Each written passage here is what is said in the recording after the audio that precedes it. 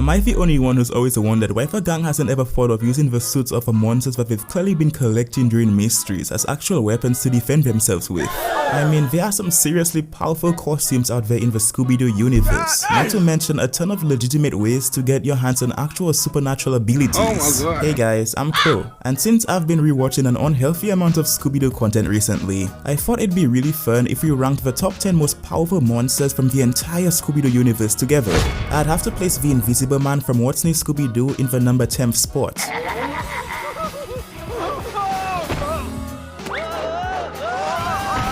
The Invisible Man as a monster in pop culture has always been interesting. You know those would you rather questions you'd get asked as a kid, like choosing between invisibility and super strength? Well, this version of the Invisible Man comes stacked with both of those abilities. Well, the Invisible Man was strong enough to comfortably lift two fully grown men into the air at the same time, and he's dead. But seriously, I like how the Invisible Man costume was actually just a militarized green screen suit. The Wiki Tiki from Aloha Scooby-Doo was a part of one of the most cinematic mysteries in the entire franchise. She easily earns her spot in 9th place. And yeah, for those of you who haven't watched this movie yet, I did say she. We don't even really get to see the Wiki Tiki's epic design until a quarter of the way through the movie, which was very unique for a Scooby-Doo project and still is when you think about it.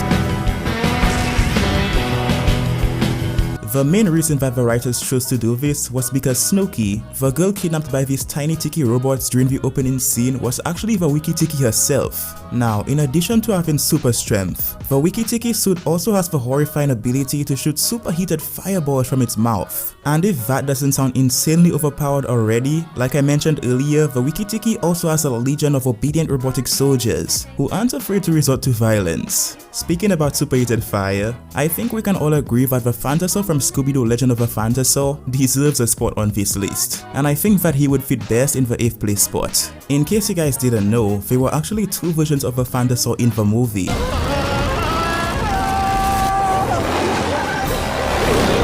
The first version of a Phantasaur, while impressive, was just an animatronic robot that didn't have any special abilities besides being giant dinosaurs. They were just included to fake out the audience. Dinosaur attacking town center. All personnel, please respond. The true version of a Phantasaur had about half a dozen velociraptors working for him. He had the ability to spray non-stop superheated fire out of his mouth. And if somehow that wasn't enough to convince you that this monster was a menace, he could also phase through solid objects and make himself completely intangible at will. His only weakness is that he's of course just a hologram, meaning that if you destroy his holographic projector, you stop him. Next up on this list, in 7th place, we have the Toxic Terror from What's New Scooby-Doo, and I'm sure you guys could see why. The Toxic Terror was by far one of the most fearsome enemies that the gang faced during the What's New Scooby-Doo era, because of his acid touch ability, and yes, I do think that you'd be able to easily solo the Phantasaur with this suit. Hey, Mr. Monster Man! Why don't you pick on someone your own size? Like a dinosaur? Nope. The episode that features the Toxic Terror was also my absolute favorite episode of What's in Scooby-Doo as a kid. And that's because it's the only mystery that Shaggy and Scooby solve all by themselves. It was just super cool seeing Shaggy and Scooby put all of the knowledge that they've learned over the years to use.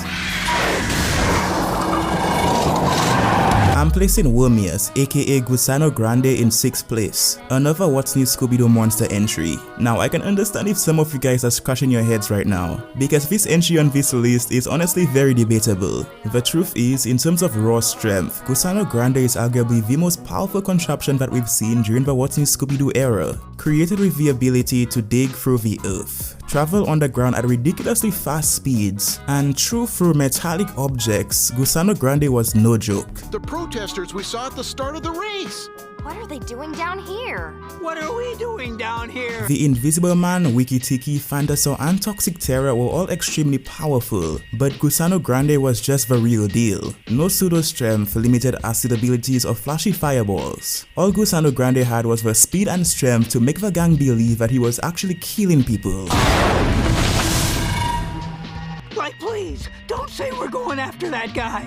there's nothing we can do for him. That is a genuinely terrified man, okay? Fred was never the type of character to give up on saving people during mysteries. Scooby-Doo Mystery Incorporated, my absolute favorite Scooby-Doo incarnation of all time and my second favorite cartoon series of all time. In 5th place, we have a 4-foot-tall creature known simply as the Gnome. Now, the Gnome has the ability to fully paralyze people for a decently long period of time, and all he has to do is make the slightest contact with them. Now, while being disintegrated by acid is definitely worse than being paralyzed, the Toxic Terror has several weaknesses that the Gnome doesn't have to worry about. For starters, the Gnome is incredibly nimble, one of the most nimble creatures on this list. Like I mentioned earlier, his powers kick in at the slightest touch, while the Toxic Terror has to hold onto his target for a solid 10 seconds. And he's one of the slowest moving monsters on this list. The Goldman from What's New Scooby-Doo steals the 4th place spot. Now, we're discussing suits and entities so deadly and overpowered that they don't really need an explanation, but I'm going to briefly explain what makes this guy top tier anyway. The Goldman, with the slightest bit of contact, can turn anything and anyone into solid gold as long as no one peels them free. On top of all of that madness, the Goldman can also freely travel through gold. Turned Drill Sergeant Payne to gold! I'm placing the Dreamweaver from Scooby-Doo Mystery Incorporated in 3rd place. How did you find me? No!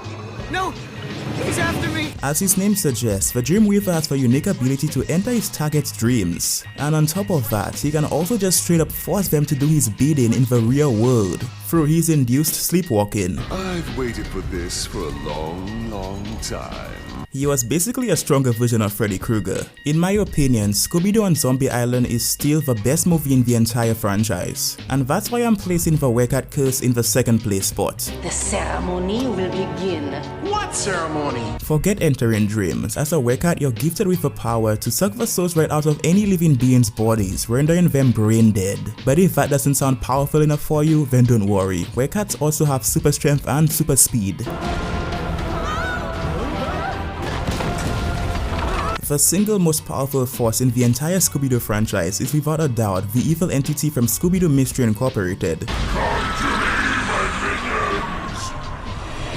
I hope you guys have your notes ready because this guy is truly stacked. The evil entity has the power to psychologically manipulate his targets, travel through dimensions, absorb biological matter, vessel possession, flight, and he can also summon a supernatural obedient army at will. It's weird.